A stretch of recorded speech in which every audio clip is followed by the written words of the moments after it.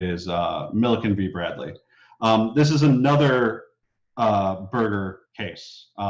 Chief Justice Berger is still in the court, and it has to deal with, as I just referenced, the Detroit cases. So the question here was, what was the differentiation? Was it de facto, or was it that de jure segregation? And so in this case, parents of African-American students in Detroit charged that segregation in Detroit was not de facto, but was instead de jure, since the actions of the city and state officials perpetuated the segregated school systems that they agreed in, or that they existed in. So the district court agrees with that and orders that Detroit come up with a broad integration plan.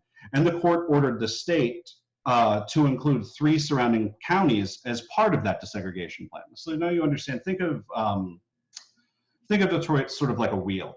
And in the center of the wheel would be sort of inner city Detroit. And the broader area outside of the wheel would be these surrounding counties. Well, Detroit existed and still exists to this day, but largely starting in the 60s.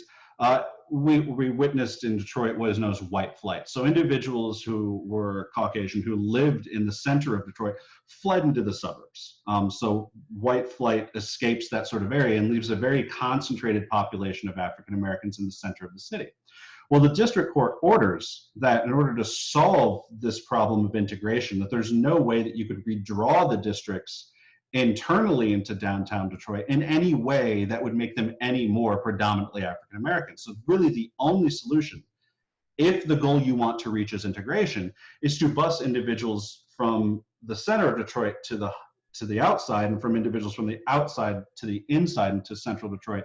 And that was the only way that the district court saw as a means by which to solve and correct this integration problem, because it wasn't so much that the districts were drawn in such a way, though the parents of the African-American students did claim that. It wasn't so much that the districts were drawn in such a way that it was discriminatory. It was that housing patterns existed in a fashion that were by their nature segregated. So on appeal, the Federal Circuit Court agreed and held that the Metropolitan Plan had to not only include Detroit, but also had to also integrate the area around Detroit. So in a 5-4 decision, again with Chief Justice Berger writing, the Supreme Court disagrees and reverses the decision of the district court and the Federal Circuit Court, and it's stating that the district court judge went too far in the methods that they used to solve for integration. Now remember, this is only 3 years after Swan. And Swan makes the recommendation that in order to solve for integration, we have to consider quotas, we have to consider redrawing districts, and we have to consider busing, and empowers district court judges to do those things. Well, in this case, just 3 years later, a district court judge had done those things. And the Supreme Court, with Chief Justice Berger writing, rebukes them.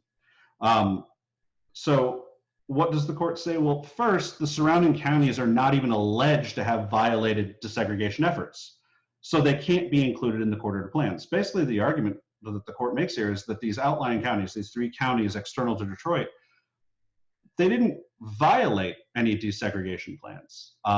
The fact that the schools were almost exclusively white wasn't a function that they had violated any sort of desegregation order. It was that the areas that they existed in were also exclusively white. And that this was a choice of individuals to live in this area, as opposed to the creative drawing of school districts to make white school districts versus African-American school districts. And since in most places, and as you're all familiar in Texas, the control of local school districts is almost entirely based on the school districts, that the state really doesn't exercise a lot of power in that, and that counties are another useful way for them to be organized. We see a system in which, the court sees a system in which that this was a circumstance in which people chose to live together. It crossed school district lines, it crossed county lines, and therefore a federal judge ordering solutions to this integration problem that crossed so many areas was just functionally problematic.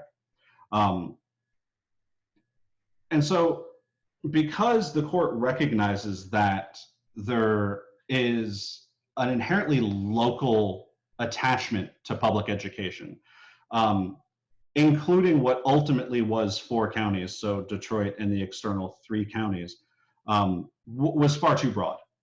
The court does find that there exists de jure segregation in Detroit, but a Detroit-only desegregation plan needs to be the solution because the outlying suburban counties aren't really part of the problem. They shouldn't even be attached to this case.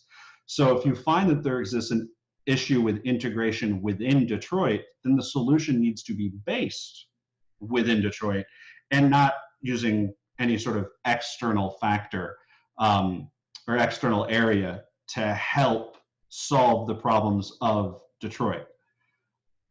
There's a pretty famous dissent in this case, and Justice Marshall writes this dissent. Justice Marshall alludes to changing public attitudes with regards to court orders in sort of public school cases. And he says that today's holding, I fear, is more a reflection of a perceived public mood that we have gone far enough in enforcing the Constitution's guarantee of equal justice than it is of the product of neutral principles of law. So Marshall accuses the majority of deciding this case basically because of public pressure.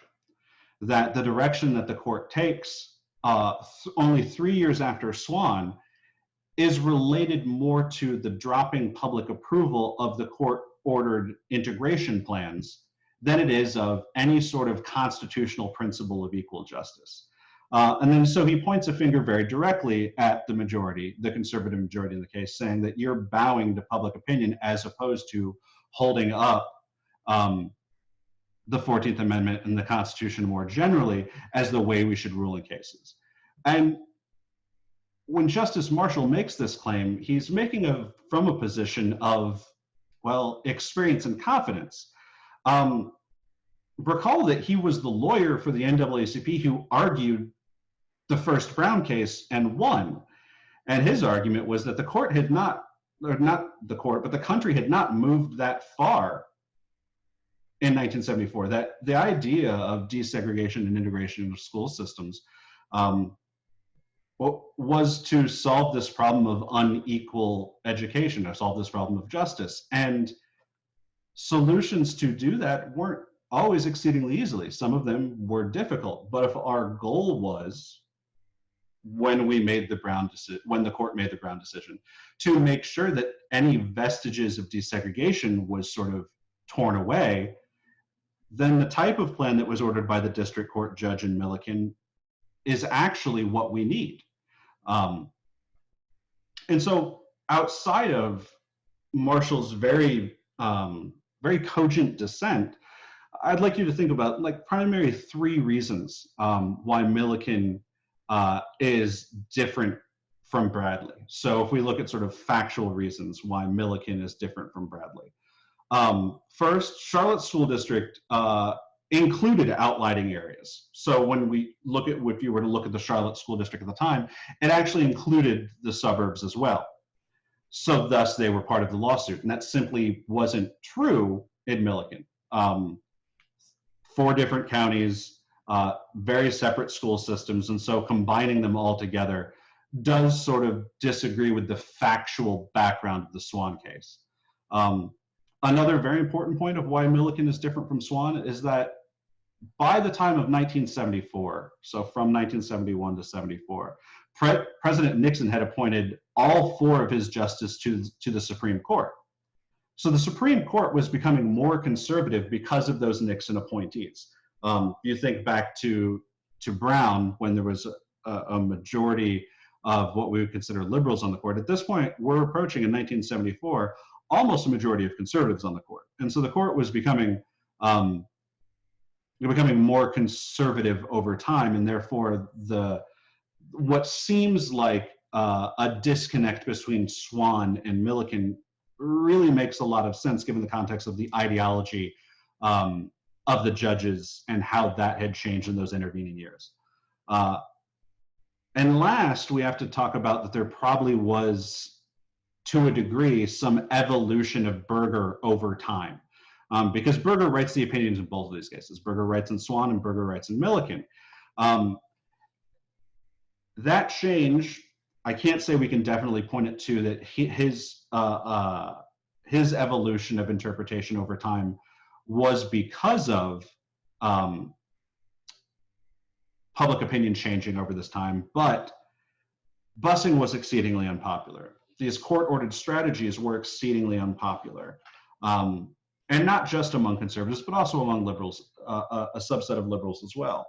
And so I think the court, and especially Chief Justice Berger, is sort of reflecting that, that over time, moving from Swan to Milliken in just 3 years, given the membership change on the court, and giving sort of an idea to ideological evolution that we probably see under Berger, isn't that shocking.